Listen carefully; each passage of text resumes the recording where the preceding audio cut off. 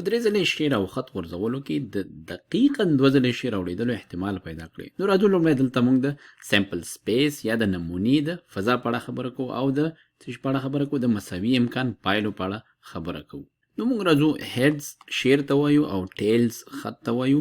دا شعر او دا خط. نو که چیرې زه درې ځلې شعر او خط وغورځوم نو یو امکان دا دی چې زه درې واړه ځلې هیډز ولرم. بل امکان دا دی چې موږ سره هیډز بیا ټیلز راشي. بل امکان دا دی چې هیډز ټیلز او بیا هیډز راشي. بل امکان دا دی چې موږ سره ټیلز راشي بیا هیډز راشي او بیا هیډز. بل امکان دا دی چې ټیلز هیډ راشي. بل دی ټیلز راشي. بل امکان دا دی چې هیډز ټیلز راشي او وروستی امکان دا دی چې ټیلز او ټیلز راشي.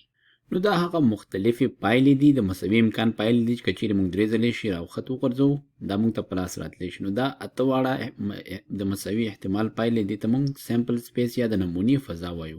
نو راځو لیکو چې احتمال د څه شي، د دقیقاً لیکو دقیقاً دوه ځلې شعر. دا لیکو چې دا مساوي کیږي له څه سره. مونږ ګورو چې مونږ سره د مساوي امکان څو پایلې دي، 1 2 3 4 5 6 7 8. دلته مونږ لیکو چې مونږ سره 8 د مساوي امکان پایلې دي. دې ته مونږ سیمپل سپیس یا د نمونې فضا هم ویلی شو.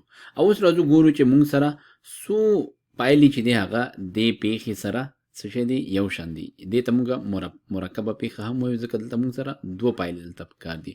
نو راځو ګورو دلته مونږ سره دا یوه، دې کې دوه ځلې دقیقاً څه شی لرو، دوه ځلې شعر لرو. دقیقاً ځکه وایو چې دوه نه زیات یا کم بیا زمونږ نه پکارېږي. دلته مونږ سره دی، دې کې دوه ځلې دی او همدارنګه دې کې هم دوه ځلې شعر راوښتی دی. نو راځو مونږ وایو چې مونږ سره 1 2 او دا 3 پایلې داسې دي چې دغه پیښې سره موافقې دي.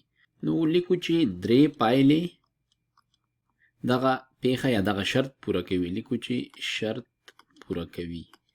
نو وایو چې د دقیقاً دوه ځلې شعر اوښتېدلو یا اورېدلو احتمال عبارت دی له څه څخه. موږ سره 3 پایلې دي چې هغه د دغه 8 مساوي امکان پایلو کې دغه شرط پوره کوي. نو د دې احتمال مساوي شو له څو سره، 3/8 سره.